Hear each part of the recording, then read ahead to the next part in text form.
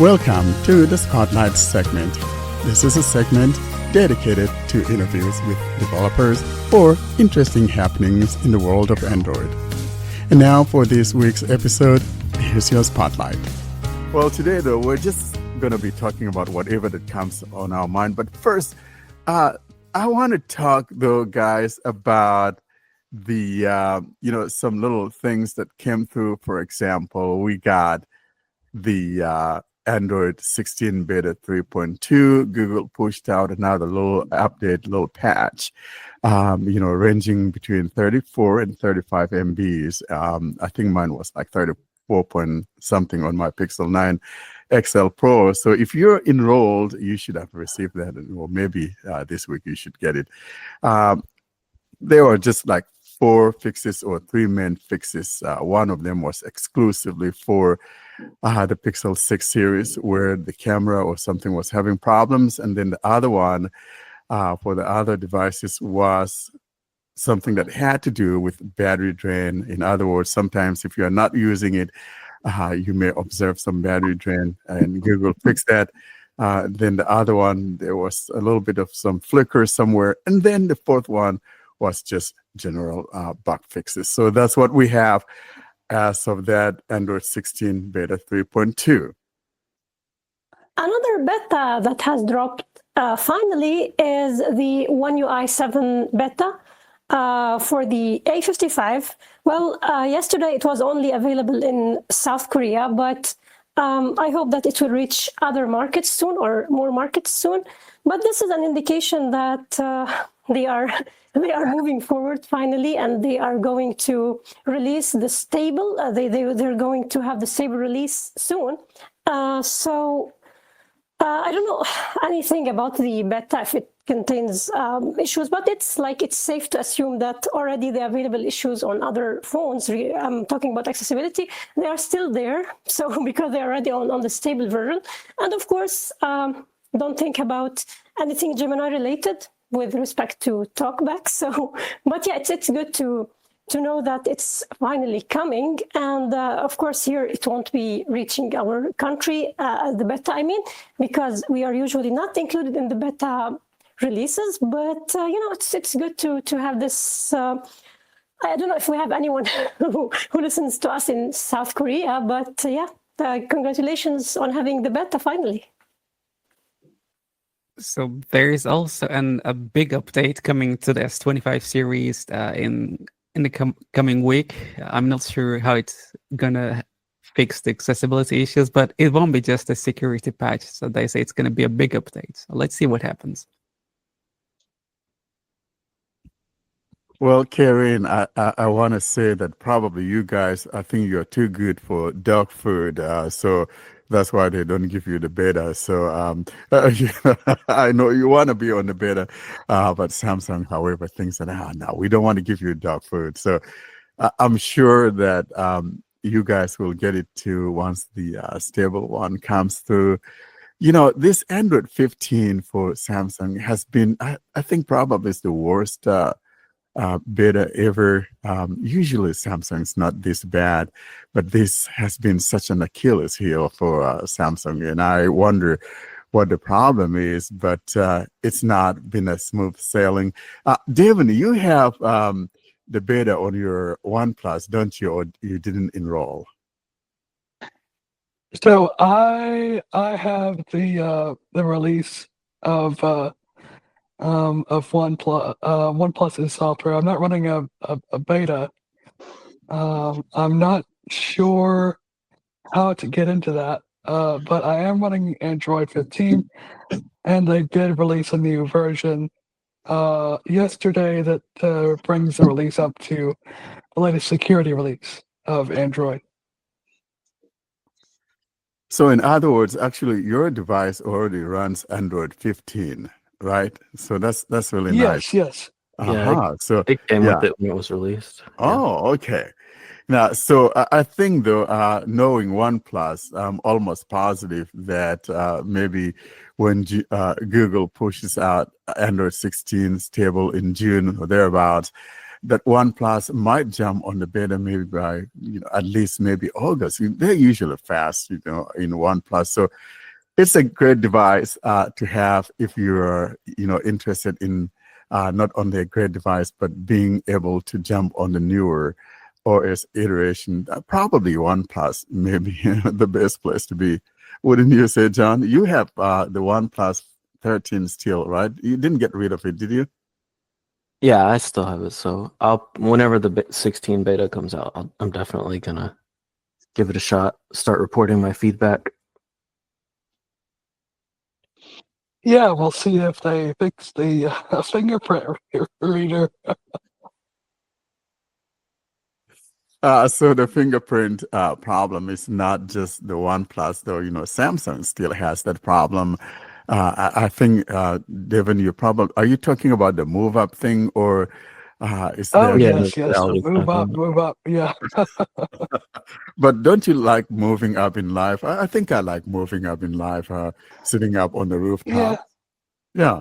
Yeah. It's definitely nice. And, I turned on the ability to unlock the phone without having to turn the screen on, and that way, and I like it on these phones because that way I can just move my finger around until I find the fingerprint reader, and it just automatically just unlocks my phone. There's no move up. There's no it doesn't slow me down, and I've gotten pretty used to where the fingerprint reader is, so it's not such a bother anymore. Now, Dan, we were talking earlier on behind the scenes. You got a new device in the way of the Pixel 9 Pro. How about tell us a little bit about how your experience has been compared to where you were coming from earlier from your older device? What's the comparison? I had a Samsung S21 FE before, so I mean, pretty substantial upgrade. The Google side of it has been interesting to get used to, I guess. Well, I mean, the little intricacies, right? Because there's small differences between the two. I sure wish that they would get with it and bring the talkback settings over when you transfer phones. I mean, how easy would it be to have even like a text file with switches? Is this turned on or off? And then just transfer that over with talkback so that when you start up the phone, all your settings are there. Because then it's like, oh, wait, it's doing this. I don't want it to vibrate. I don't want it to make noise, or I do like noise, or, all those settings. But, that's with every phone. So that's not specific to this Pixel. But the one thing that I still haven't gotten used to is like the recent apps or the overview, whatever they want to call it. Because you only get, as far as I can tell, I haven't found any other way to go through the apps other than you get one app at a time, and there's no way to, like with Samsung, it would show you on the left and right side of the screen as you scroll, like the app that's coming up next. But with the Pixel, I have to swipe, and then half the time it doesn't even make a noise or anything that it changed to the next recent app. And then you have to tap the screen to find out if it like actually went to the next app by the swiping. And there's like no feedback that tells you that you've changed to the next app. Have you noticed that, Warren, at all, or how do you like operate with the recent apps? Everything always works perfectly for Warren, but I can tell you that it's not even worth asking him if he's ever seen that. So are you using a third-party launcher? I did get the Nova launcher, but even before that, all right. Well, I don't think it changed at all. I can tell you that you can't swipe between apps. Like, it won't automatically scroll the screen when you're swiping if you're using a third-party launcher. But If you're not using a third-party launcher, just using the regular Pixel launcher, and everything's working as it should, then as far as I recall, it will let you swipe through apps and scroll the screen for you. But, Yeah. I mean, like swiping. Sorry, I didn't specify, I guess, but I can swipe with 2 fingers, to get through the apps. But like with the Samsung phones, you could just do 1 finger to the left, and it would just keep advancing. Yeah, the previous you one. should be able to do that on the Pixel as well, Yeah, as you long can still as use one you're finger as using well. the Pixel launcher. But if you decide you want to use a different launcher, it's not going to work. Because I think it had the same behavior before I got the Nova launcher, because for whatever reason, Google, that was one of the other differences. I got the Nova launcher and then paid for the premium version, or Prime, or whatever they call it, because you could do folders. And for whatever reason, the Pixel doesn't allow you to do folders yet, even though I saw that it's been requested like on a lot of forums and stuff. But I have the 9 Pro, Pixel 9 Pro that Mhm. Warren congratulated me about last time. But I do folders on the Pixel 9 Pro with no third-party launcher at all. Dan, when you talk about creating folders, are you talking about maybe like in the App Store? yeah, in the App Store. No, in the App Store, you cannot do that with the Pixel launcher. Okay, yeah. Well, mine are on Yeah. like I create the folder and then I make The it home screen. a favorite or what? Yeah, the home screen. Yeah. So Yeah. I'm coming. Well, let me rephrase. I use iOS at the same time because I'm a technology trainer, so I have to know it, Warren, before you jump down my throat. So, but when I'm using bro, you're welcome to use the Fruitvale. I'm not going to be angry with you, my man. You're welcome to use it. He just won't call you his friend. Right, exactly. So, boy. but I use it, and it's and one thing I want to ask people who have both the S25 or the S series versus the Pixel. I have a coworker who claims that the S series, that the Samsungs are faster than the Pixels, and I've used them both side by side for various texts, and I don't see it. To me, they're the same speed, but I mean, that's just me, and I'm a newbie to the Android world, about 6 months, but to me, the Pixel is not slower than the S series. To me, I mean, that's just my opinion. To me, it is slower. It's not. The Pixels have gotten better recently. Like I could use a Pixel and be fine with it. It doesn't feel slow, but as soon as, like, if I'm using the Pixel for like a week and then I pick up my Samsung and start using it, I'm like, okay, this feels snappier. Like you could tell, like going, and this is just using it with TalkBack. I think generally the consensus, like from regular users that don't use a screen reader, they say the Pixel is just as snappy as far as regular performance, but it struggles with TalkBack a little bit compared to what the Snapdragon processors do on these higher end Samsung phones. I had a Pixel 8, and I would always switch back to the iPhone because the Pixel was more sluggish to me with TalkBack.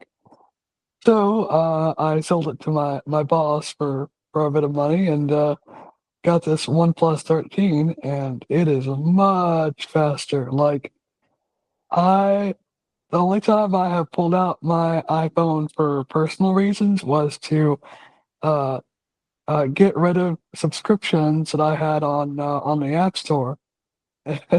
So I like the iPhone now, it feels slower than the OnePlus by a little bit.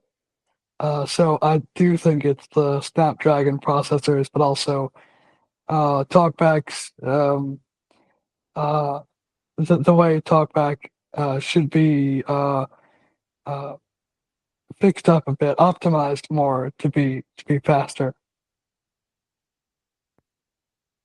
Okay, so I do want to mention that what I really like on a Samsung device that I notice is actually a whole lot better, no question asked, is if you're typing, let's say on Gboard, whether you're using Google Pixel or the Galaxy, the flagship, I noticed that Gboard actually is more responsive on my Galaxy S23 Plus than it is on my Pixel 9 Pro XL. So I give that to Samsung. And I think that's coming, though, because no question asked here. The Snapdragon chip is still more superior when you compare it to the Tensor. The Tensor chip hasn't quite gotten there yet, but like John says, if you're not using a screen reader, it's kind of like they're on par. But when it comes to gaming, then you may see some lagging as well. So just give it to Google. I think we'll get there. What it reminds me of is that back in the day, and probably this tells you my age here. It used to be that something made in Japan was not good. Like the 70s or whatever, late 70s. But now look at where Japan is. Now they're the kings of manufacturing and all of that. But so we'll give Google some time. This is just their third iteration, and we'll see what happens. Or is it the fourth iteration, rather, with the Pixel 9 series? That's why I bought the OnePlus 13, because, then I can wait for 4 years, and 4 years is hopefully all Google needs to get better, and maybe they'll get better sooner. But, yeah.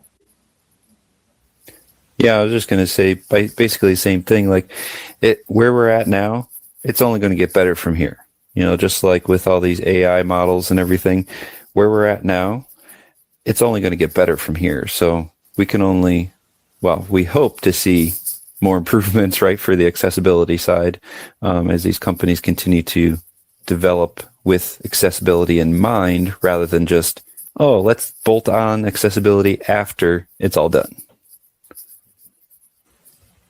Yeah, just like the new Gemini model, I don't even use ChatGPT anymore because the new Gemini models is really good. So I might just cancel my ChatGPT subscription and save even more money. Talking about the new Gemini, wasn't there something that Google pushed out or is pushing out to everyone, the 2.5 Pro or whatever?